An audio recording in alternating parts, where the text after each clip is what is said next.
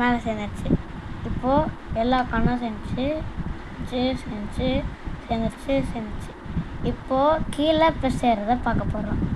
கீழே இருக்குங்களா, ஜே கரெக்டாக வரணும். ஜே தப்பு கரெக்டாக இருக்குன்னா இப்போது எஃப்எம்ல போடணும். வேறு எங்கேயும் திருப்பிடக்கூடாது.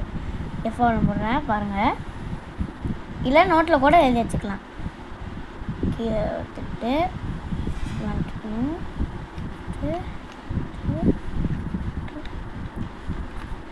செஞ்சா அதே மாதிரி இன்னும் தூரம் பண்ணிங்கன்னா ப்ளஸ் சேர்ந்துடும்.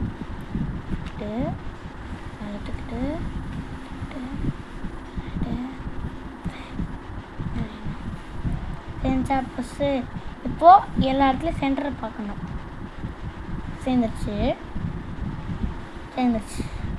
இந்த ரெண்டும் சேரலை. அப்போ இதை அப்படியே எக்ஸ்சேஞ்ச் ஆகணும். அப்படின்னா சேர்ந்ததை லெஃப்டில் வச்சுக்கிட்டு ஜே ஃபார்மில் போடணும். ஜே ஃபார்மில் சொல்கிறேன், நோட்டை கூட இதை வச்சுக்கலாம். கீழே எடுத்துகிட்டு இந்த கீழே பாட்டம் சுற்றிட்டு எடுத்துக்கிட்டு பாட்டமை ஒரு திருப்பிட்டு அதை கீழே எடுத்துகிட்டு அதை அப்படியே சேர்த்துட்டு மாற்றிக்கோங்க. ரொட்டேட் பண்ணி பாருங்கள். சேர்ந்துருச்சு. ஃபுல்லாக சேர்ந்துருச்சு. இப்போது கார்னர் கரெக்டாக இருக்கான்னு பார்க்கணும். தப்பாக இருக்குது.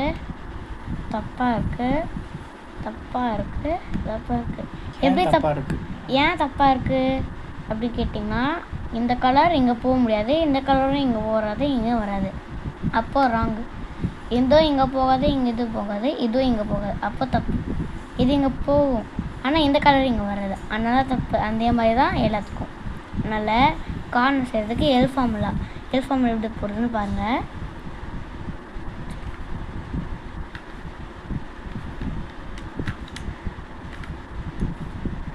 மறுபடியும் சேர்த்துணும். தப்பாக இருக்குது. கியூபே சேர்ந்துச்சு. அதெல்லாம் தப்பா. அப்போ மறுபடியும் எல் ஃபார்முலா பண்ணுங்க.